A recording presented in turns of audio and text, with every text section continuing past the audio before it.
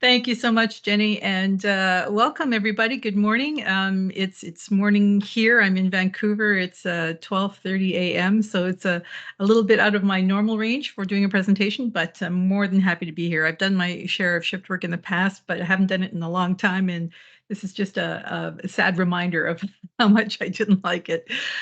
So my objective for you today is to help you understand the complexities of fatigue and why it's more than just a worker issue and what we need to do from an organizational perspective. We don't have a lot of time, so I'm going to kind of rush through a little bit of information up front here about who I am and why I'm speaking to you, because for the most part, I'm a human factors professional. I have a background also in sleep neurobiology, but I didn't start off on this career path. And I always say that I never chose this career, it chose me.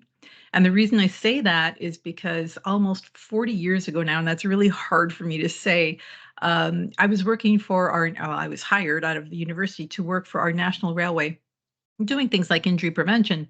And then 6 months after starting there, this happened. We took a 100-car freight train and we drove it into a passenger train, and we killed 23 people. And that was the birth of fatigue management in North America. That was the first documented event related to fatigue that had ever been recorded. And you can imagine the devastation, obviously, by just looking at these photos. I'm not going to go into all the details. We don't have time to go into the whole scenario as to why it occurred, but I will very briefly tell you that we had 2 engineers operating the train up front. We had a conductor at the back. All 3 were asleep at the time of the incident. The lead engineer had only 3.5 hours of sleep in the past 24. The second engineer had 5 hours of sleep, and the conductor had 4 hours of sleep. And that had been a regular routine for them. So it wasn't like this was an unusual event. All right, so that is all to say that's why I'm sitting here in front of you today, because you don't go to school to become a fatigue management specialist, and I've been doing it ever since. So that being said, I want to start off with something very, very simple, but very important, and that is defining fatigue, because a lot of people misunderstand what fatigue is versus sleepiness and drowsiness. So what fatigue is a physiological state, and I'm going to stop the definition right there. What I'm saying is that we have products that are laying down in our brain and our body as a result of burning off energy or using energy in our body. And that is the fatigue products. We have products building in our brain. Okay, so it's not just a feeling of tiredness or sleepiness or drowsiness. Those are symptoms. We actually have products. Now, those products, when they start reaching a critical threshold, they start to decrease our physical and mental capacity and even our emotional tolerances. And that will translate into impaired performance. And that means sacrificing perhaps our health or our alertness and our ability to safely perform our work duties. So I want to talk about this impairment term. Let's talk about what is fatigue impairment. So I'm going to get a little sciencey on you for a couple of slides, but it won't get too deep. I want to start off with the brain.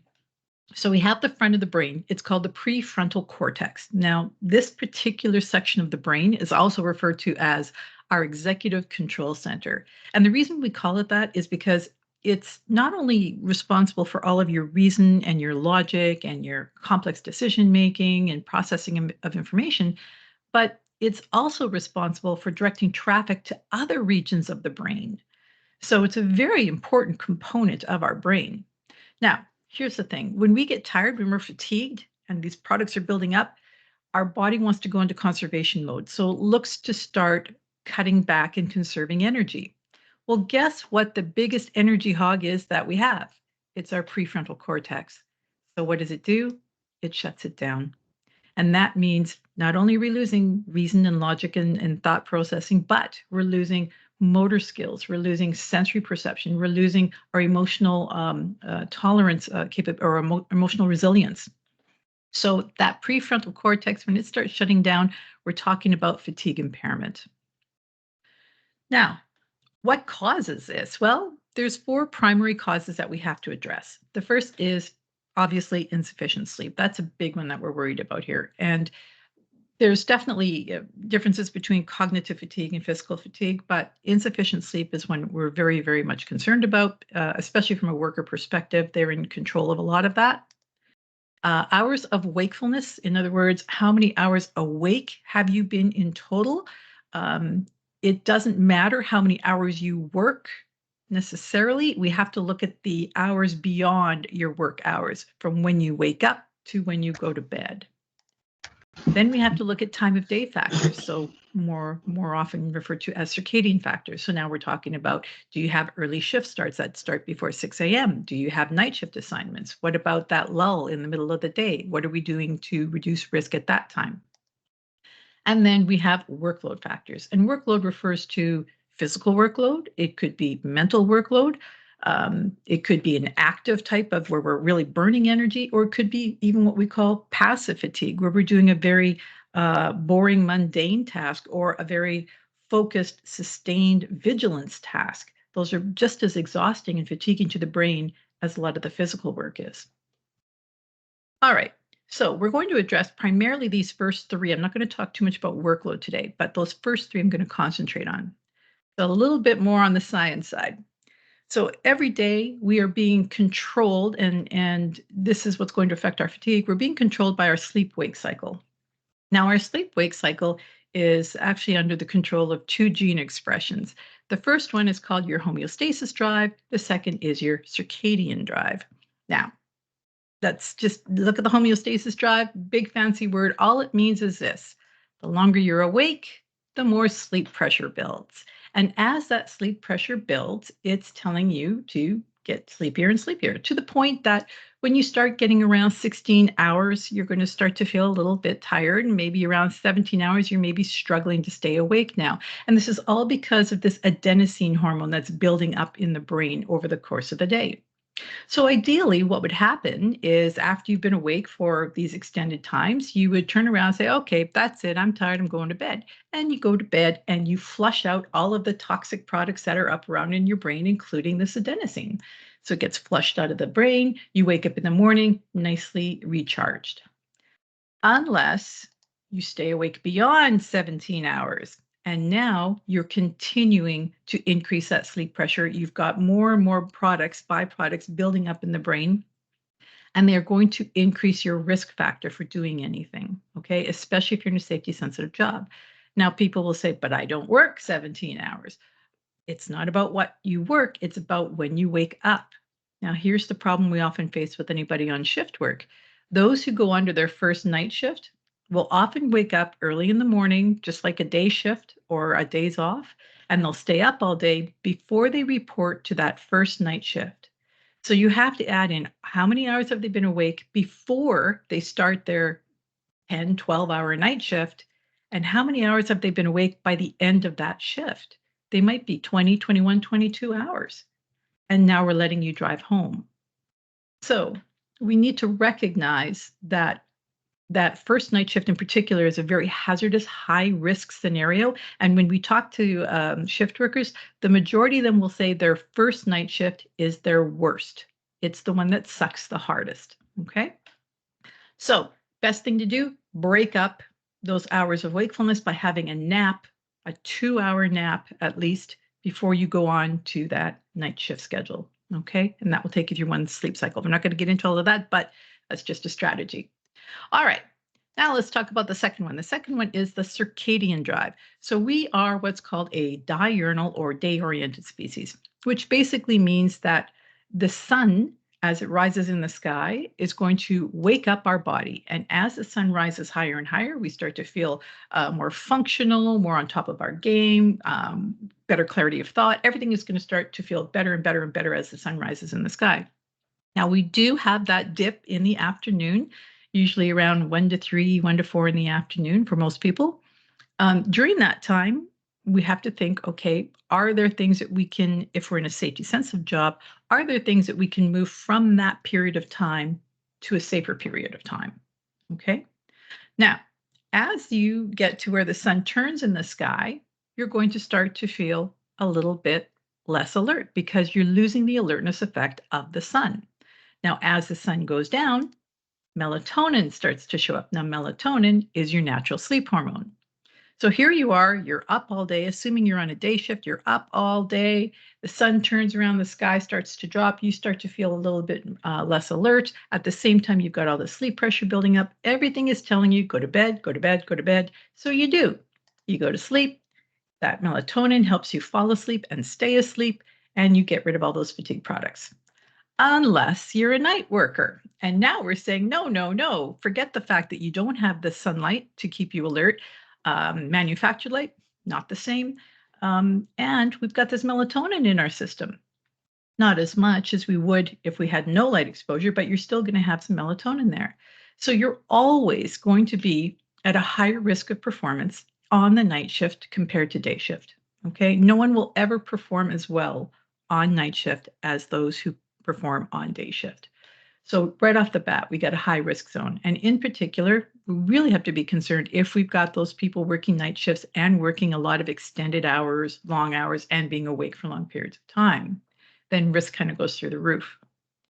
Now, we have this little circle down here, 2 to 6 a.m. This is called our window of circadian low.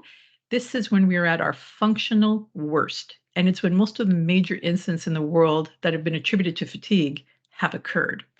So if you're more of a morning lark, you're going to hit your low point usually around 2, 3, maybe 3, 4 in the morning. If you're more of a night owl, you'd be closer to the 5, 6 a.m. type of framework. All right, there's the science and why we have to be concerned. Now, one of the things that comes out of all of this is this reality of our species. We are not a nocturnal species. I cannot change your species. What does that mean? It means you will not adapt to night shift. In fact, out of all the research that's been done out there, less than 3% show adaptation to night shift. And those were permanent night shift workers who would have the best chance at adapting. So we will always resort back to our natural diurnal status as soon as we come on to days off. And so we do not train ourselves with every new episode of a block of night shifts. That does not occur. Okay. What we do become entrained is to a state of impairment. And we think that that is adaptation when it's not. It's really just our new normal. And we do know that the more consecutive night shifts you work in a row, unless you're on a permanent night shift schedule, the more night shifts in a row, the more you're desynchronizing your rhythms. And that introduces the disease state into your body. Okay, well, let's get into what we need to do now. Are our workers getting enough sleep out there? Are you getting enough sleep? Well, if you haven't heard by now, the science is abundantly clear. You need to get 7 to 9 hours of sleep as an adult every 24 hours. And I just realized my picture, that's not the right picture because that's not our stock photo. Just want to say I do pay for my stock images, so I'm not sure where that one came from. All right, 7 to 9 hours every 24 hours is what we require in order to restore the brain and the body fully. And that would be one consecutive block of sleep, not 4 hours and then 4 hours later on. We do know, however, that there are certain groups that are going to be getting less sleep on average. That includes young families or families with young children, people who have erratic lifestyles. Here in Canada, the big thing is if you like to play hockey and you're on a rec team, recreational team, ice time is very valuable and very precious, and you can't always get it. So a lot of times you're going out to play in your rec team at 11 o'clock at night or midnight just because it's the only time you can get ice. And then you've got shift workers. And then you've got people who are doing all three of those. And so those individuals are already succumbing to less recovery simply because they're getting less sleep. Okay, what does that mean at the work site? There are going to be performance effects the very next day that you do not meet your biological requirement, okay? And you cannot train yourself to get by on less sleep than what you've been biologically programmed for. So if you're getting less than 7 hours of sleep, we will be able to detect that the very next day by using performance measures like psychomotor vigilance testing and other objective measures. Now, here's what that looks like at the job site. First, you're going to see a loss of situational awareness. So all of your jobs have hazards attached to them, okay? What you have to think about now is if you're fatigued, you lose that situational awareness. You're not going to see those hazards that are existing in your work world, right? Especially in a construction world where things are very dynamic and things are always changing. You have to be aware and astute to your surroundings. You're not going to be as aware of those surroundings, especially if they're changing. So that loss of situational awareness can turn into something rather dangerous. More time on task. So whether it's mental fatigue or physical fatigue, the more tired we are, the more time it's going to take for us to complete a task. Now, this will often result in people taking shortcuts or cutting back on quality or not following procedures just to get the job done, especially if they're on a timeline or if they've got a supervisor who's really pushing them to get the job done. A common response by tired employees is, it's good enough, it'll hold. The duct tape is fine. Underestimation of risk. Not only will we underestimate risk when we're tired, but we have a greater tolerance for accepting the risk that is right in front of us. And again, it's kind of that, nothing will go wrong here. Flawed logic, hinder visual perception. This is a big one.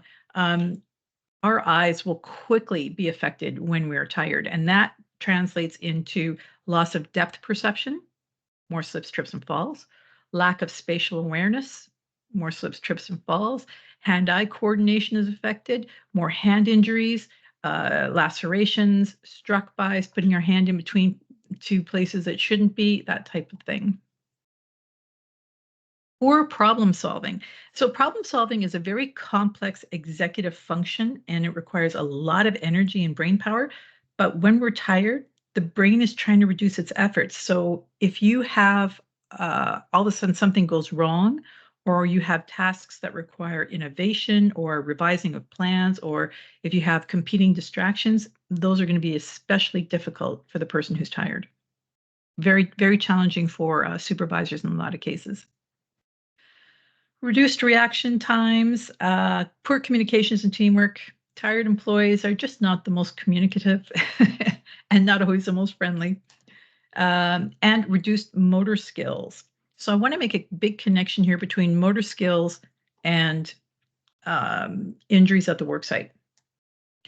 So this is wonderful research that was done by Lombardi and Folkard back in 2010, and they looked at all this data from across the U.S., looking at what they call TRIF rates, your total recordable injury frequency. And so the number of injuries per 100 workers, what was that ratio based on the number of hours of sleep that people would get? And what they found is that those who were getting in that minimum range of 7 to 9 hours of sleep every day, the injury risk ratio was around the 2.5 mark, right? So 2 injuries per 100 workers. But as soon as they looked at the people getting less than 7 hours of sleep, it doubled and tripled and went beyond. So obviously there's a connection there. And a lot of that has to do specifically with the fact that when we are tired, we lose our ability to use as much of the muscle as we normally could. So we lose amplitude, we lose the ability to generate the same amount of force, we lose proprioception, which is our joint position awareness. So all the training in how to lift correctly in the world is not going to help somebody if they don't understand their body and space. And that's what you're losing when you're tired. So people will think they're lifting correctly when they're not. And all of that translates into poor motor performance. So what happens when we're tired in those scenarios? We start increasing our risk-taking and using more shortcuts, because when we're tired, our body is telling us, conserve energy, conserve energy, conserve energy. So we look for the easiest way, fastest way to get the job done with the least amount of effort. All right.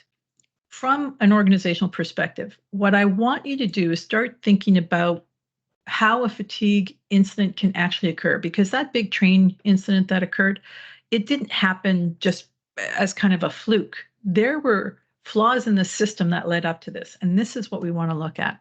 So this is a fatigue risk trajectory, and it's based on the same kind of concept as, if you're familiar with James Reason and his Swiss cheese model, is his idea of causation.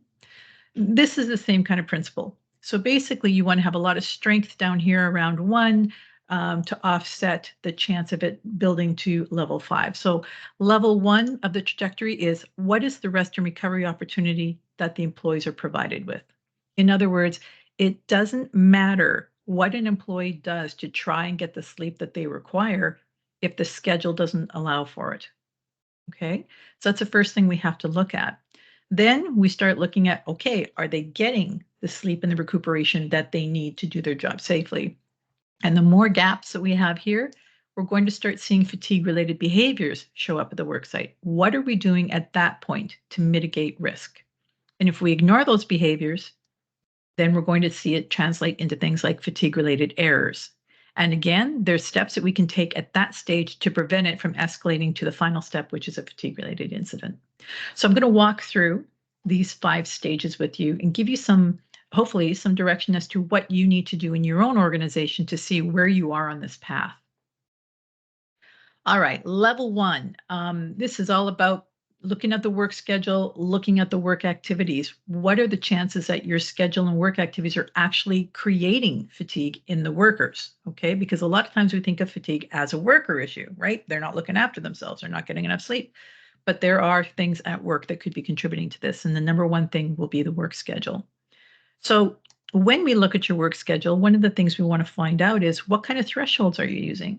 At what point do you say, okay, this person is no longer fit to continue, right? Do we let them work 14 hours, 16 hours, 18 hours?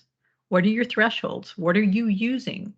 All right. Now, there might be regulations in play that say you have to follow certain hours of work regulations. But there's a lot of industries that have their own hours of work regulations, and they don't necessarily base them on fatigue science. Okay. A lot of times we have to deal with things like collective agreements, which can influence these as well. And how are you going to manage an exceedance? So now you've got a situation where you need to have somebody do overtime. How do you know that that person is going to be fit for duty? How are you going to make sure that that is a decision that, yes, we have to do that over time? There's no other way around it. And we've got the right person to do that over time because they are fit to continue, or at least to safely continue as long as we need them on for. So that you need to have a process in line for that too. But it's all going to start with, let's examine your work schedule. Where are the flaws? Now, if I walk into any organization and I say, "Oh, you got a terrible schedule. We got to get rid of it," I'll be booted out the door. The reality is, every schedule is going to have some flaws in it. All right. You can have whatever schedule you want. What you have to do, though, or what I encourage you to do, is understand where the risks are attached to your schedule so that you can mitigate around those risks. Okay. And there's ways that we can do that. So you can use biomathematical software that's out there. We have our own schedule assessment matrix where we measure against 22 science-driven fatigue criteria. And then we can come and give you a score and say, this is where you're at. You can see just by visually, that you're in a higher risk scenario here. Can we alter any of these? If not, let's put in some mitigation factors to reduce risk at certain times. Okay. Level 2, let's say you got a schedule in place and you're working on managing it. Great. Are people showing up with the recuperation that they need? Have they got the sleep that they require? Because if they don't, are they in fact fit for duty? And is fatigue incorporated into your fit for duty policy? So the best way to find out if people are getting the sleep they need is simply to ask them. And what we utilize is a survey process. Now, if you structure a survey well, you can get incredible information out of it. So typical things that we're looking for: when you go to bed on your day shift, when you go to bed on your first night shift, when you go to bed on your subsequent night shifts, how much sleep do you typically average under these conditions, et cetera, et cetera, et cetera. So we can get a good idea of their sleep quantity, their sleep quality. We even build in, when we're doing a survey, we'll build in a sleep disorder screen so that we can determine whether or not certain people are at risk for certain conditions. So for example, obstructive sleep apnea is a very simple screen we can incorporate into the survey. And when we did it with one of our clients, we've done it with lots of our clients, but this one in particular, we found that 45% of the respondents, and we had hundreds of respondents, 45% were moderate to severe risk for obstructive sleep apnea, and they didn't know it. So they weren't getting treatment for it. So what were they doing? Well, they're probably doing things like using sleep aids and then having to use alertness aids. So now, things to think about. Look at your health expenditure data. Look at your absenteeism reports. Look at your employee assistance programs. What are the utilization rates on those? Can we connect fatigue to some of these other business metrics that are on the HR side that you may not even think about? And then there's commuting factors, right? We need to understand what are some other drivers that could be affecting an employee's ability to get the sleep that they require. It could be that they've got an hour and a half commute, or they're driving through rush hour. Then what are the impacts at home? What are the impacts at work? Maybe they're seeing an impact on the quality of their work or their concentration or their focus, or maybe they're reporting that they're driving home and nodding off on the way home the majority of their days. So this is all good, important information, because now you can use that to train them in elements that are important to them. Okay, so when you're developing your education training programs, you want to make sure you are tailoring it for their needs, because if you don't, they're going to be bored silly, they're not going to pay attention, and they're not going to think it's relevant. And if you incorporate survey data into the survey, you even have more credibility. The other thing for this level is you can incorporate self-assessment tools. Now, it could be self-assessment tools strictly for the employee with no monitoring by the employer at all, or you could have a combination of those.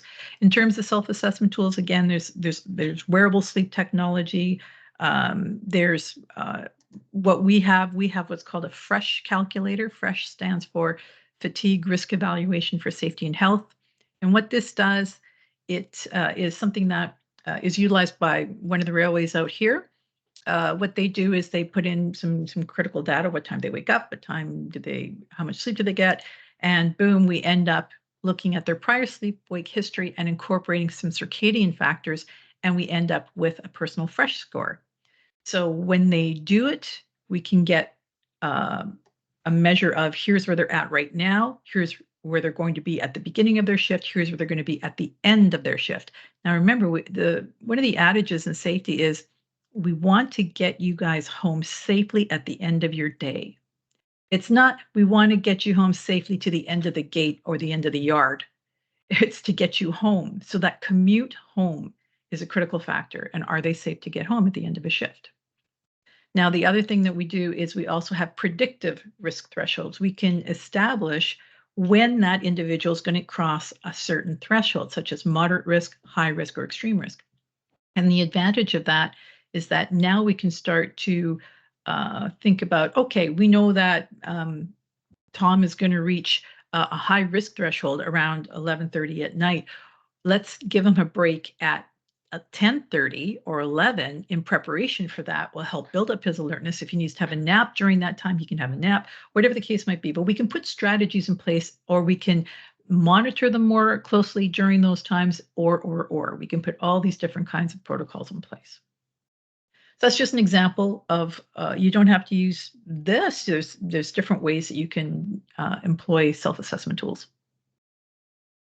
Level 3, now we're seeing people show up with fatigue-related behaviors. So what does that look like? Well, first off, how do you identify tired employees? If you're leaving it in the hands of the supervisor, a lot of times they'll walk around and they'll see one of their employees moving slowly, rubbing their eyes, yawning.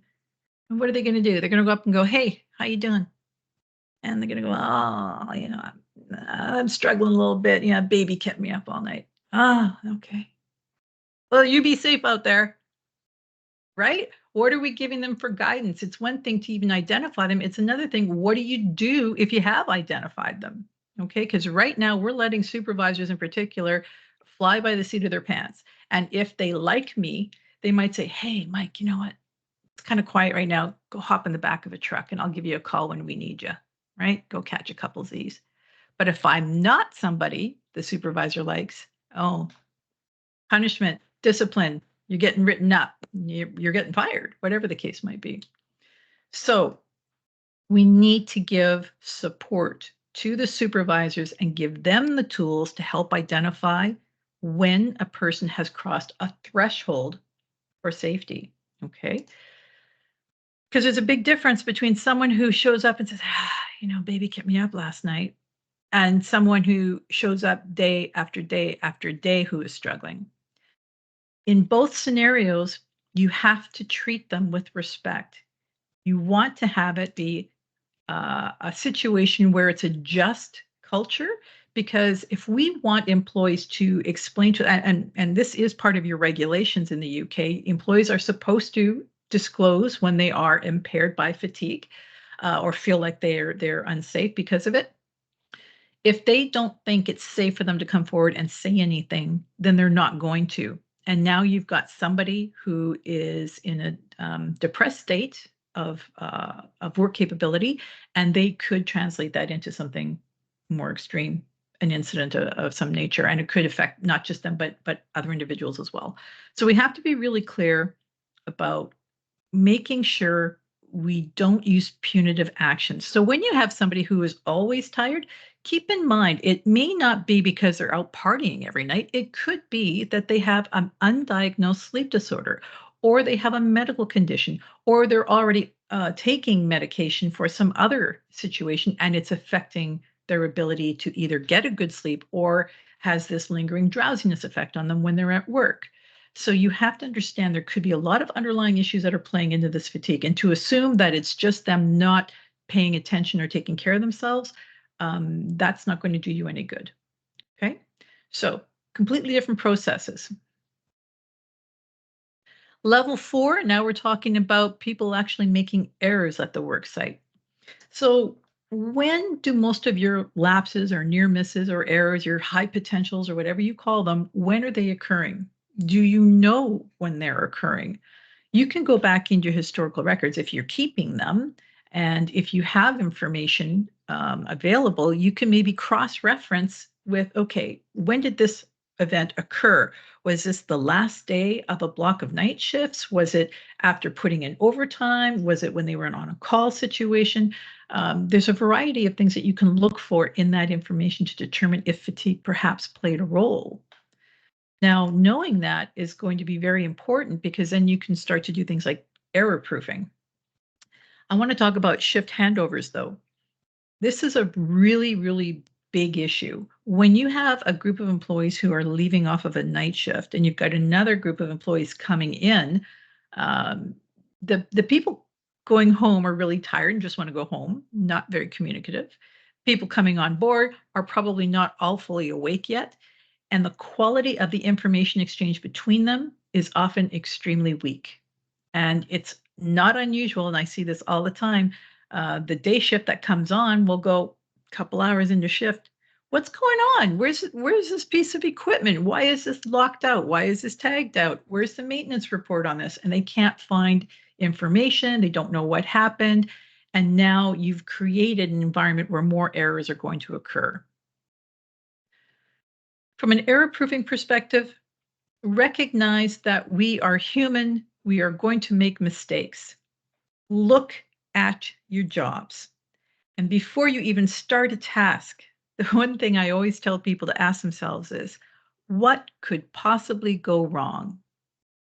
And just by asking that question, if you have a tailgate meeting at the beginning of a work day, what could possibly go wrong while we're doing this task today? And boom, boom, boom, all these things will come up. Well, here's what's happened before. Boom, boom, boom. Okay, how are we going to error proof so that that doesn't happen again? That's what we need to start doing. Because if we don't, we're going to get to level 5. And level 5 is where we actually have fatigue-related incidents. Now, when we actually have an incident that occurs, we need to know if you have investigative procedures to identify if fatigue is in fact a contributing factor. Now, a lot of organizations say, oh yeah, well, we record when the event happened and what time of day it happened and what shift they were on. And then I'll ask them, okay, so what do you do with that information? And it goes silent. So we need to start capturing the right information, and we need to know what to do with that information. Because when you do an investigation, there's a couple of things you want to look for. First, was the individual fatigued at the time of the event? But secondly, and most importantly, did that fatigue actually contribute to the event? Because just because they were tired doesn't mean that was a contributing factor as to why that event occurred. So you need to have well-structured investigative procedures that look for specific fatigue factors. If you do have an incident and you do believe that fatigue was a contributing factor, go back to the beginning of the trajectory and start looking, where was the deficiency? Was it related to when we let him put him way too much overtime and we weren't monitoring him? Was it due to he wasn't getting enough sleep because he has an untreated sleep disorder? Was it because we didn't correct him the last time he made an error, or he made errors in the past and we just ignored it? Where were the deficiencies in that trajectory? Go back and fix them so that this doesn't happen again. So if you want to build a fatigue risk management program, first understand where your needs, your gaps, your risks are. Once you understand that, then from there, you've got a bit of a scorecard. You've identified where your gaps are. You can start to identify, where do we want to fill those gaps? This is just an example of information we give back to a client so that they can track and have measurable results as they start to improve and develop their plans. So the second step is, once you know where your needs and gaps are, you start to develop your strategic plan. Your strategic plan is basically your fatigue risk management policy. Here's how we're going to do things, right? Here's how it's going to be done. Here's the roles, responsibilities, policies and procedures, et cetera, et cetera, et cetera. You also need to incorporate tactical tools. So this is like your self-disclosure report forms, your self-assessment tools, your scheduling assessment tools, your identification of behaviors, symptoms, those kinds of things. And that can be added in as a toolbox at the end of your policy document. And then step 3 is, now that you've got all of this, you've got your plan ready to go, you need to educate and train all of your stakeholders. So you can have different training for your supervisors, because they're going to be needing to be trained in certain tools that are available to them to manage and mitigate risk when it's out there. Employees are going to need to be given strategies specifically on how to manage a shift work lifestyle or fatigue in general, as well as education on the new plan that's coming into place and how it's going to affect them. And I recommend you keep those two training programs separate. So if you want to train them in, hey, here's our policy, here's our plan, here's how it's going to affect you, here's what we're doing with schedule, blah, blah, blah, roles, responsibilities, that is separate. If you muddy it in with the, hey, here's how you can improve your sleep, and here's how you can improve your relationships, you're really going to muddy the message. And if they're not happy about some of the plans that are coming out in your policy document, they're going to tune out, and they're not going to trust that the information you're giving them to manage their own personal lifestyle is of any real value to them. Okay. Whew. Here we go. So recognize this. Fatigue will show up at your work site. We will never eradicate fatigue, okay? A baby will always keep somebody up. You're always going to have people tired at the work site for one reason or another. It's important to understand that as an employer, you need to manage work schedules, work culture, and the work system itself, the work design. The employees have to manage their own personal health status to make sure that they're showing up fit for duty. So it's a shared responsibility. So from an employer perspective, start asking yourself, how is fatigue affecting our workers? Do you know? Have you talked to them? Survey, focus group? Is it affecting your work projects? Are you seeing a lot of rework? Are you seeing cutbacks in quality? Are you seeing a lot of overtime? How are workers currently managing their fatigue? What are they doing when they're tired? Are they booking off sick instead of coming into work because there's no way they're going to call in and say, hey, I'm tired, give me a day off? What resources are available internally and what resources are needed? This is going to help get you on the path. All right. So very quick and dirty. I'm open for questions. I know we don't have a lot of time left. Thank you, Mike. Thanks very much. Yes, we've got a few minutes left. If anyone's got any questions, you can either, I think some of you might be able to unmute yourself, or you can add it into the Q&A box. I sort of, whilst seeing if anything comes through, one of my reflections is one of the challenges that I've noticed particularly within the UK construction industry is very much about culture, this kind of macho image. And we did some research through Loughborough University, and one of their findings was actually a lot of the workers didn't even recognise themselves that they were fatigued, even though they'd done a significant amount of night shifts in a row. And our biggest learning was the gap around the culture, and how do we get people thinking and reflecting on fatigue as they would other health and safety issues. So I don't know if you've got any thoughts or any observations from that perspective. I think it's really important for us to understand that the more fatigued we get, the more impaired we get.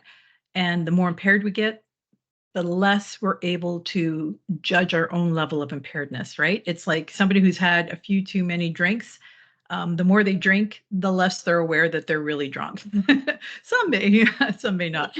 But the reality being, you're not going to trust a drunk to give you advice on something critical. And you wouldn't want them in a safety sensitive job. It's the same with fatigue. So we are very good at overestimating how alert we are and underestimating how fatigued we are, because we don't associate it with our performance. We show up, our eyes are open, we think we're good to go. Okay, so there is that culture of, especially in long holding institutions where there's a lot of legacy of work culture, you're going to find a lot of people wear fatigue like a badge of honor, right? In fact, management in particular and leadership, they got there because they were the first ones to turn the lights on, last ones to leave. They sacrificed to get ahead, and they got promoted because of it. So they wear fatigue like a badge of honor. So when I talk to a company, I walk in and I say, hey, Mr. Trucking Company, you've got a lot of fatigued workers here. You better do something about it. You know what they're going to say to me? What are you talking about? We're all tired. What's the big deal? The big deal is, if you, Mr. Manager or senior executive, if you have a microsleep, you'll end up with the letter G tattooed in your forehead from your keyboard.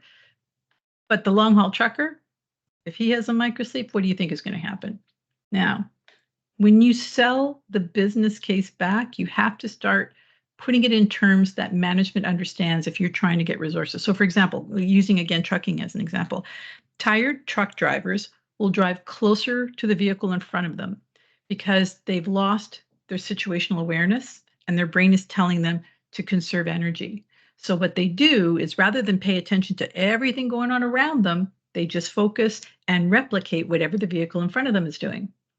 So if the truck in front of them turns to the left, they turn to the left. If they swerve to the right, they swerve to the right. If they brake, then this person brakes. Problem is, because they're traveling closer to that other vehicle now, their reaction time is slower. So there's a lot more hard braking. So what does hard braking do to a truck? Well, more wear and tear. Not only that, it also drives up fuel. The fuel costs are the number one concern of a trucking company. So if I can tie fatigue into the business case, say, look, if we look after your fatigued drivers, we can reduce your fuel costs by 6 to 7% and reduce your hard braking episodes and damage on the truck. Now I have their attention.